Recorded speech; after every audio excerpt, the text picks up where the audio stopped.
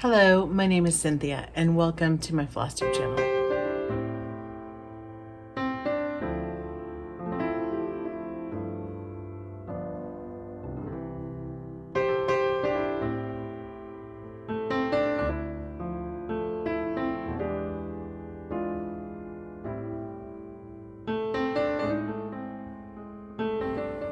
I'm happy to be here with you today to share my stitching, some of the things I've made, and a lot of the projects that I've been working on.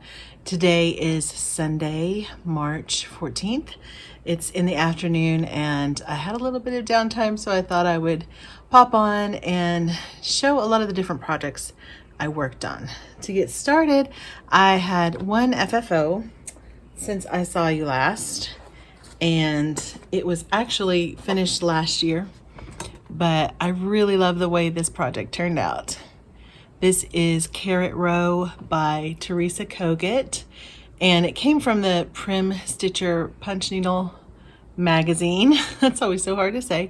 And I didn't really know what I was going to do with it. I thought it would be on a book or even suspended on my little gate with the clips, but I found this little tray at Dollar Tree, and my Dollar Tree doesn't have these, but the one I went to on the other side of town happened to, and it popped into my head that that would be the perfect size for this. It's about 4x6, but I didn't have the right size felt. It is not super obvious, I hope. I had to piece in a little bit here. There's a seam, but this was just the right color for me. I don't love, I've already said before, traditional Easter colors like pink or lavender. So I wanted something mossy, and that was what I had in my stash. It was just a small square. I believe it was one that Joe passed along to me. Thank you, Joe. And I used some trim on the edge that is kind of fancy. It's called Gimp. It's usually kind of satiny on the edge of Victorian furniture and trim that has nail brass heads in it, but I had a couple of cards of this, yards and yards and yards, that I haven't used for years. I think my sister-in-law gave them to me, so I dipped it in coffee and tried to dull it down, which helped a little, but I hadn't found a use for it until now. This was a really good edging. The punch needle kind of has a raw edge, so you need something to seal that off unless you're sewing it into a pillow or something, but I like that. And then the paper flowers were scrapbooking leftovers from probably a decade ago. And I just dipped those in tea. They were bright green, bright pink, and then white. And so when I dipped them in tea, they became more usable to me and more my style, with some buttons and then a bow on top with some raw silk. That comes from the sari silk that I have yards and yards and yards of. I use it for everything. So that was my Carrot Row finish, and it sits on my mantle. I will insert a picture of what that looks like here.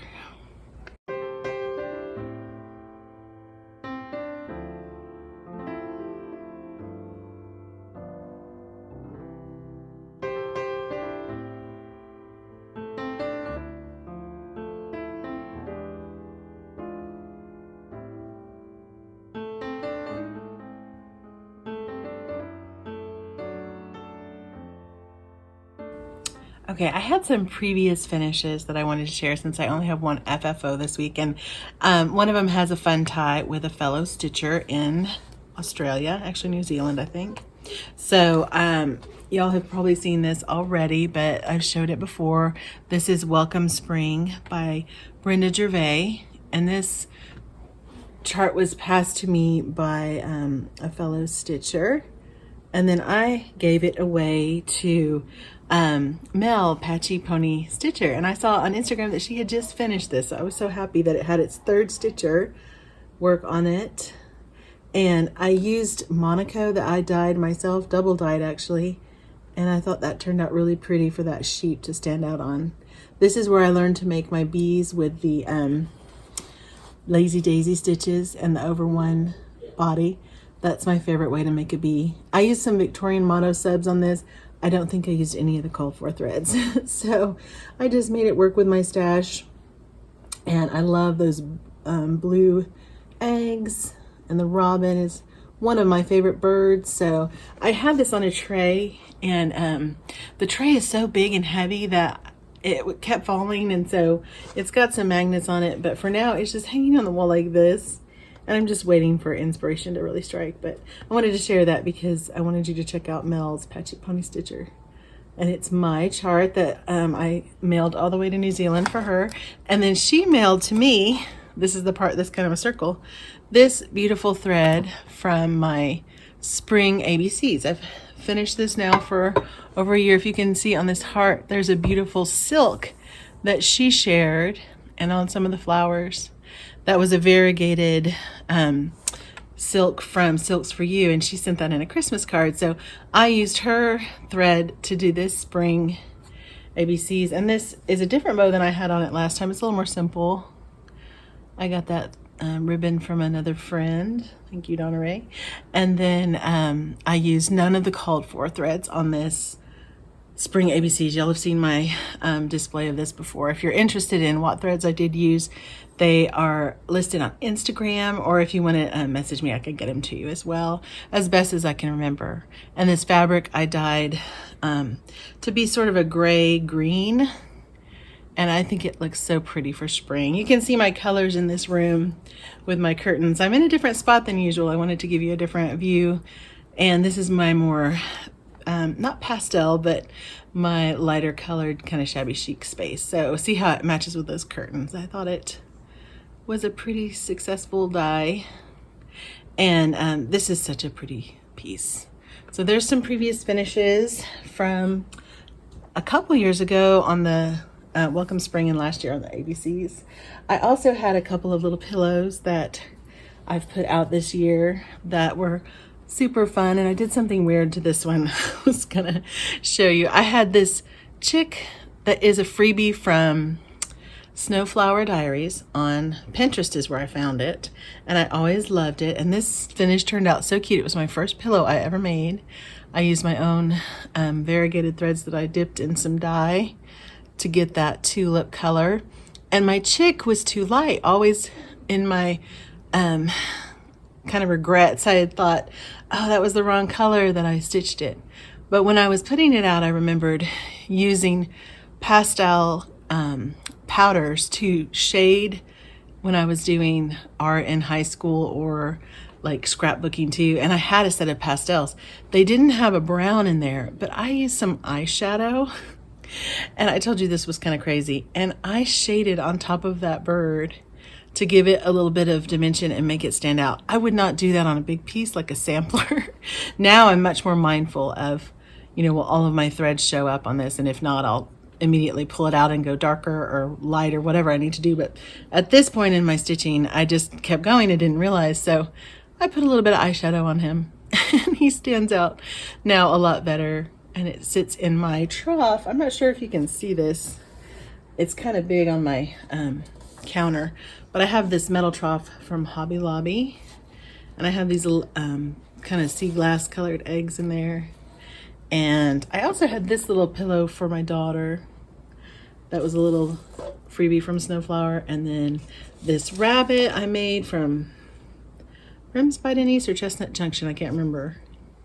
My little bread rabbit. And then this was an egg that my grandma had made from some really old vintage, oops, it popped open, really old vintage fabrics and glued on. So just a testament of how these things get saved because they're handmade. It makes them so much more special. So I want to put some carrots and chicks in here. I'm not finished with this, but I thought I'd show you just kind of for some inspiration on Easter.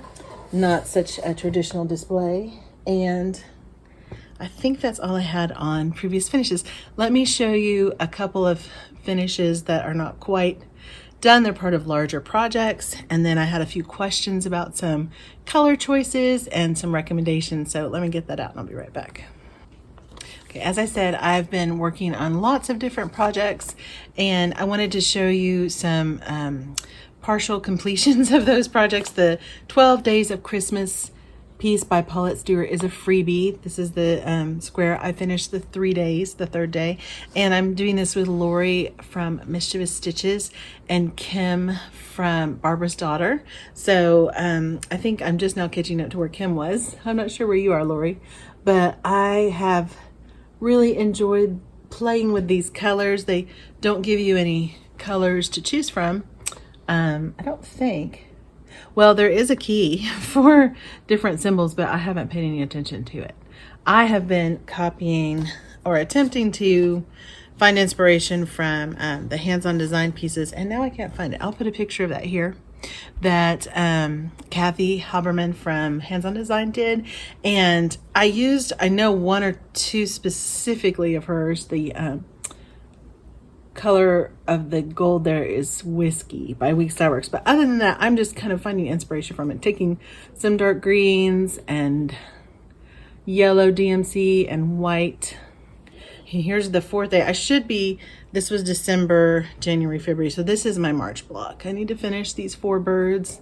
They're black birds with a gold crown. I'm gonna really like that, and the green garland. So I had a lot of love on Instagram for this. I think the colors are just so pretty, and a lot of inquiries onto how I dyed this fabric. At one point I had really thought to try to replicate this and sell the fabric, but I just can't get that to a feasible amount for me to even break even because it is labor intensive, and then I don't have a source for wholesale linen. So I have shared with the people that ask. I think I had 3 or 4 questions. You know, this is just scarlet Rit dye. I added some cocoa and some charcoal, and it took me 2 times. The first time it came out, it's 32 count linen. I would be a little more worried if I was trying to do this on 40. It might shrink it too much, but if you're on a bigger count, like 28 or 32, it'll be fine. And you just keep putting it back in until it gets dark enough, because it was really pink my first go round. And I thought, no, that is not what I'm looking for. I really wanted it to look a lot like diaries Aztec Red. And my friend said it really does. I haven't seen Aztec Red, I don't think, in person, but this is what pictures of it in my mind look like. So I encourage you, just give it a try. You know, it's hard to find this color fabric, so if you have some Aida or linen laying around, just dip it in some scarlet and see how it comes out. See if you like it, because it's great for Christmas, especially with those whites and golds. My hens don't show up super well on camera, but in person you can see them. It's kind of a gingerbready color that I picked, and I think I will be darkening that up in the future, but for now, it's okay. So there's my 12 days of Christmas sal. I got 3 done, and I'm working on the 4th, and this lives in my bag with Hobby Lobby Christmas fabric. I just had a scrap, so the rest of it is just real scrappy. But more about these bags in a minute.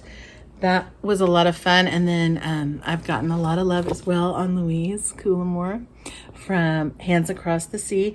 I had a wonderful lecture from my Tudor Rose Sampler Guild about the Bristol Bristol Orphanage samplers. And I was really happy to have had this already underway. I thought it would be boring to stitch, but on the contrary, I have really enjoyed it.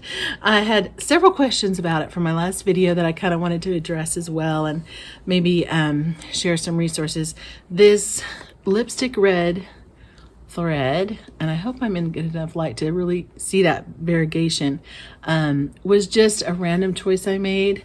Sometimes I will Google the threadworx lipstick red, and any images that are tagged with it will show up on Google, so you can see what someone stitched with a particular thread. This is for people who don't have access to a local needlework store, which for me, it's 45 minutes away, but in effect it's very inconvenient with kids and trying to watch a puppy, and so I effectively do not have one that's very accessible. But online you can get burned with different, I know I ordered an oxblood one time, which I thought was the color of the shoes, right? My husband wears oxblood shoes with his Sunday suit, but it was bright pink. I mean, straight up bright pink. And so this one, I just took a gamble on. The lipstick red is number 1090, and it reminds me of the DMC 115, that variegated DMC, but I think it's different. I think it's a little brighter red, not such a dark contrast. Lori, you've used that thread before, I think on a sampler, so you would know better. But here's how it looks on the Bristol Orphanage sampler. I have to pause so that I don't misspeak. And you can see it has some bright spots and some dark spots. And I'll insert a picture of where I was last time. I've almost got a page finished. This letter A I was working on this morning is the last row on this page. So it is just a pleasure to stitch. There's a big gap here. It is finished, but she must have had a reason for making that giant gap. I'm not sure why Louisa did that. I just know I am really hooked on this sampler, and I think I will keep going with it. I had, as I said, a couple of questions, you know, how did you pick lipstick red? And I get that from 123 Stitch. By the way, I don't have any local source to see those colors. I just kind of take a gamble, and I'll show you a couple more as I keep going. Actually, I may have already put them up. No, here they are. Let me show you a couple more because they're right here. The threadworx I discovered sort of on accident, and I pick up hints from Instagram a lot of times. From one of my favorites is Salma on Stone Street Stitchworks. She does a lot of fiddling with colors and changing things up, reconfiguring samplers. I just think she's so creative and inspiring. So when she said that her favorite red or burgundy from threadworx was Stepping Stone, I immediately went and ordered it. And it is such a pretty dark red. I have it here. Let me see if I can show you a little better. This flower there is Stepping Stone, this pear. It's just a really rich color. And you get 20 yards for $4. I said that last time, so you know it's a really good bargain. I feel like 1 yard is like $2.40, or no, not 1 yard. 5 yards is 5 yards is $2.40, and 20 yards is $4. So it's like, why wouldn't I get 20 yards? And I'll always use that again. And then the other one I had wasn't totally my favorite. It's called Spiced Peach. I have used that for skin tones before, and it is nicely variegated. So I've used it quite a bit, actually. It wasn't exactly how I pictured it, but it's a nice kind of prim peach. So those are the only three I have used: the Stepping Stone, Spiced Peach, and Lipstick Red. So yeah, there's how they are different. This one is much brighter. But I encourage you to give it a try, and you can usually make it work. I wish I could see them in person, but those are my threadworx collection, three strands, not a ton. And the other question was, what is an equivalent to this linen that someone could purchase if they wanted to, you know, do that same colorway? And someone might have to help me out in the comments if you're more familiar with different dyers. I do a lot of my own dyeing, so I usually don't splurge on Picture This Plus, or I haven't tried any of the new ones like Fox and Rabbit or Seraphim. I have a feeling Fox and Rabbit might have one like this. I'll have to ask my friend Christine. She stocks them in her store, Hollis Hands Create. But I also guessed Brash by Picture This Plus, and there was one other one I thought might be similar to it. I can't remember right now. I had answered the lady's question, but if you have an equivalent to this in your stash, or you think you do, comment down below and I'll pass that along, because I've had a couple of inquiries of how someone could replicate this fabric. And since it's a mystery linen by Vicky Clayton, it isn't even sold anymore on her site, and it was a one-off, so can't really tell people what to try. So those were some questions I had about that. I'm trying to think if that was the only thing. Yeah, that was it. So lots of questions about it, but it's super duper fun, and I will keep going with it. I also wanted to share about this bag. I got a lot of comments and compliments on my French General fabric that I used for it with the red stitching, and thank you for that. It is a really pretty pattern. I've had a lot of people asking me if I would sell the bags, and I have finally decided to give it a go. I'm trying to find the fabric. Here it is. So if you are, oh, there's that red, that Kathy Hopperman design that I was inspired by. It's not the same colors, but it's pretty close. If you are interested in a bag, I had hope to have these by the end of March. Leave your, or send me an email. I'll have my email below if you're interested in buying these for real. They're about 11 by 12 is what they're going to be. These are a little bit smaller than that. I use sari silk, so they have real silk ribbon on them. And then I have another closure that I'm going to use next time. They're not going to be Velcro. So I will send you some pictures via email before I do the sale on Instagram, just as a thank you to my YouTube followers and subscribers. If you would like, and they're going to be in blue this time, if you would be interested in one of my bags, send me your email. I will give you a pre-order time period, probably 24 hours, if you want to claim one, because I'm not going to make a lot of them. I'm still trying to get my numbers all figured out with how to price them and things like that. But if you're interested, send me an email and I will let you have an opportunity to have the pre-sale. There's only going to be about half a dozen or so, maybe 9, but we'll see. So there's that bit of business. The other thing I worked on a lot this month, or the first part of this month, is my Hawk Run Hollow. Again, not finished, but so close. I need to finish these trees. I've put off making videos because I think, well, I need to finish my Hawk Run.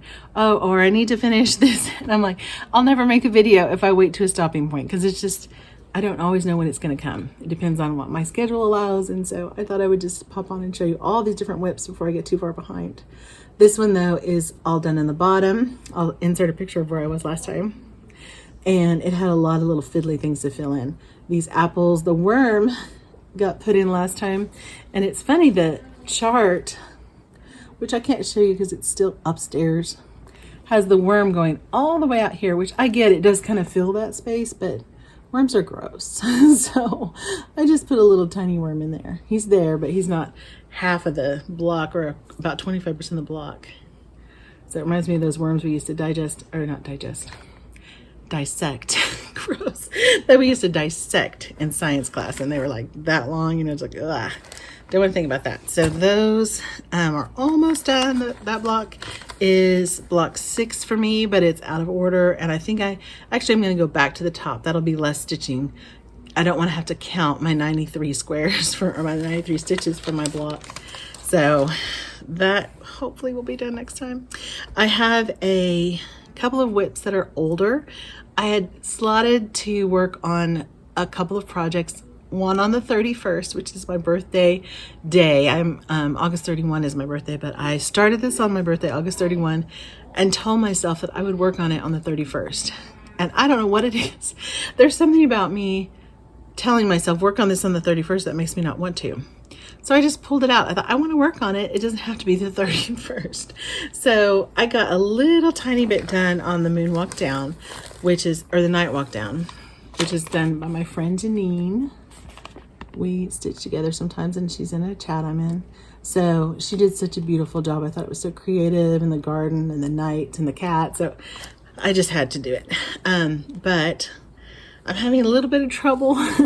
I'm converting that peacock from, oh, there he goes, from white, because the white would not show up on this fabric. I love this fabric, by the way. It's really showing up perfectly in this light. It's a really bluey gray with just a little bit of modeling. I dyed it from white with some charcoal, just a touch of blues and grays. So it's really pretty, but the peacock white was not an option.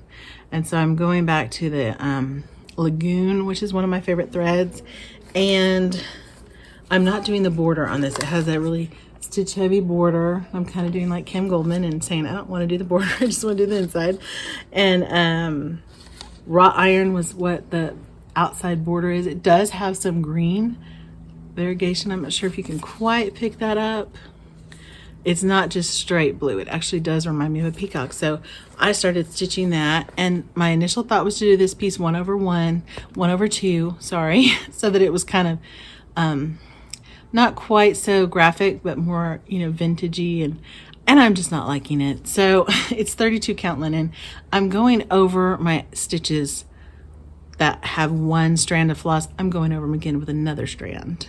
And then from there out, I'll do 2 strands, That's what I started doing there in the bottom. So it just shows up a lot better, and it has a lot of text at the top. So I realized my text isn't going to look good with 1X. I've really got, or one strand, I've really got to do 2. So I'm having to change out a lot of the colors. I had this called for color because a lot of people like it, Cinders, for her hair. And I don't know if you can see this. See how it has some bright magenta pieces in it? And I didn't really care for that. I don't think this is what most people's Cinders looks like. I think that bright piece was a mistake. It was kind of curled up in the dot, or in the strands when it came. You know how they come doubled up, and so I didn't see it till I opened it, and I was like, well, crud. I don't. And it's also for the cat, so I don't think that's what Janine intended. I've never seen anyone else's have like this bright pink. I'll probably end up dipping this in walnut shells and just getting it to be kind of a browny purple, and that will be the lady's hair and the cat. So it has some challenges. That's part of why I've put it down. But I do really love it, and I'd love to have it done by my birthday because I have another start I want to do on my birthday, but we'll see. And here's another bag with the hand-dyed silk. It's got a lot of thread on it. The hand-dyed silk, or the silk sari fabric, does shed a lot. I'll put a disclaimer out about that. That's just part of the beast. You can't really avoid it, but it turned out so pretty. And it was a special treat for my birthday, so I'm glad to pull that back out. Let me show you actually 2 other whips real quick, but let me have my kids quiet down just a little bit. Okay, 2 older whips that I hadn't shown in a long time. Again, with that, I'm going to work on this on the 29th, and then the 29th comes around and I don't feel like it, or there hasn't been a 29th in February. This is a leap day sal with, I think, Aaron, 2 Martini Stitcher started this, and a lot of people wanted to join in, and I've always wanted to stitch a long dog. This black house sampler appealed to me because it almost looks like a smaller hoity-toity. I love hoity-toity, but as with any computer screen or any printout, you're going to have a difference of colors. This one is even more dramatically different. The colors that you see on the printout are what appealed to me, the more mulberries and golds and browns. And unfortunately, what you get, or not unfortunately, other people have stitched it with these colors, and it's their thing. They love it. It's like a tropical scheme, like bright pinks, bright teals, and bright mint green colors. So when I pulled them, I was like, oh. And I just went about trying to rechart this with the colors that are here. So I'm using a lot of Victorian Motto, about 3 or 4. I also have some Weeks Crimson and some DMC colors that just look like this to me. I've had to pull out a few things, mainly just one. I misread, actually I think there's a misprint on the chart. It says uniform blue for the color that's in the center of that flower. And I had it in there as blue, and it just didn't quite look right to me. And then when I looked at the DMC number that was supposed to be that center of the flower, it was actually a light mocha. And I was like, oh, why does it say uniform blue after that as the Gentle Arts thread? Maybe Gentle Arts used to have uniform blue be kind of brownish. I don't know. But the DMC sub that she put there was like 38 something. I actually just picked out a light brown. It's not the one she said, but I like it so much better. So the flowers on the bottom are this brown and yellow, kind of like a sunflower, and the ones at the top are more of the burgundy. But I got almost done with the page. I need to go here, and I need to finish this butterfly and the top. And that's a page finish. It's very small. It's probably about 8 by 10. But as you can see, it's kind of like that one by Scarlet House. The long, something about a walk. It was from a couple years ago, or year before last. It's very dense with the black. I love it though. When you put the black around those colors, I think it's so pretty. So this is a real favorite. And I got this chart as a PDF. They had a sale. I think it was like $8 or $6. I got such a good deal on it. And this is just a scrap of fabric a friend gave me. So I think it's bramble, and it's 28 count. That helps it not be quite so dense. If I was doing this on a bigger count, like a 32, I think it would be too bulky. And if it was on a 36, I think it would be too sparse with one strand. So 28 was a really good choice for this one, especially since it's small. If you don't mind using 2 strands, which I do not. So there is my Long Dog Leap Day Sal. That was the goal I had for 2020, which 2020 was a difficult year, and the beginning of the year was even more. I was supposed to be finished by February, so that wasn't going to happen. But I also pulled out, last whip I have to show you, the needle and thread. I know Nancy has just finished this from, oh, Nancy, what's your channel? I'll put it here. She did a beautiful job finishing this, and so many have. I have this idea of a needleworker wall with Mary Needleworker by Lindy stitches, and then this piece, and then the cross stitch nation, you know, just a lot of those cute little needleworkers. And I started that in 2019 and have not picked it up since. So it was time, I think. I had made a sub on her skirt instead of having it be brown.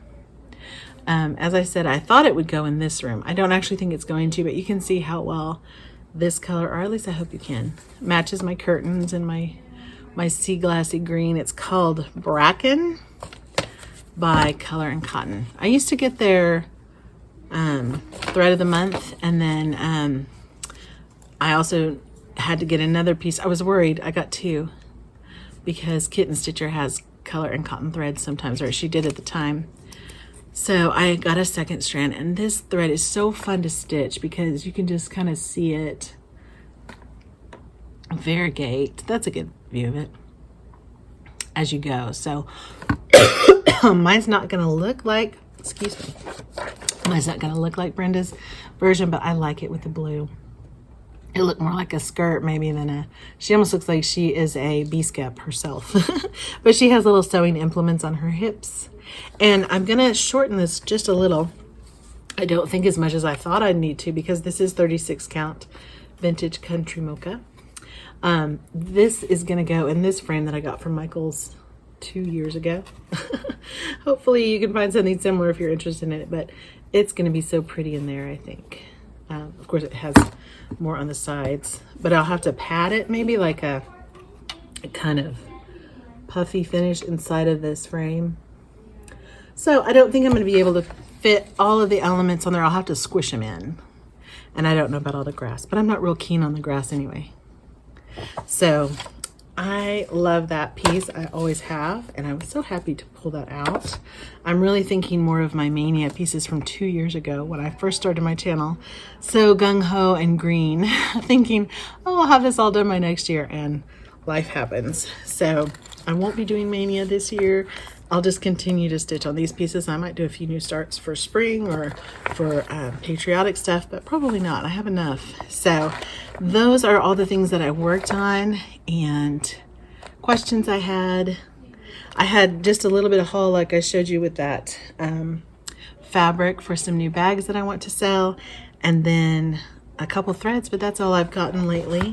So not a ton, but I will be back to share those bags before I put them on Instagram.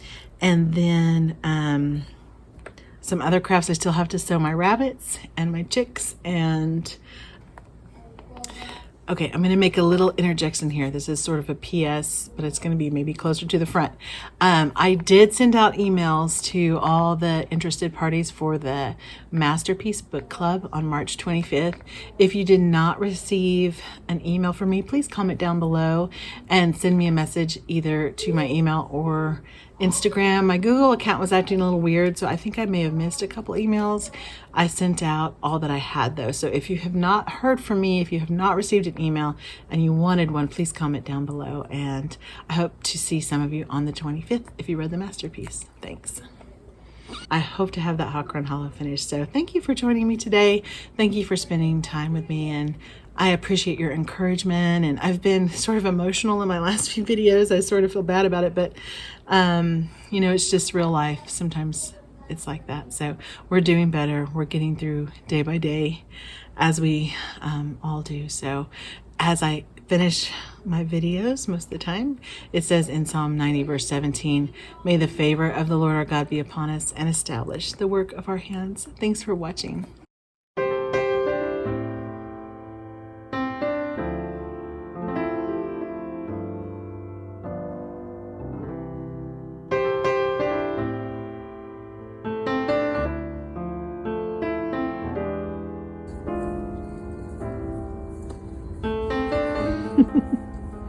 You like that, Dahlia?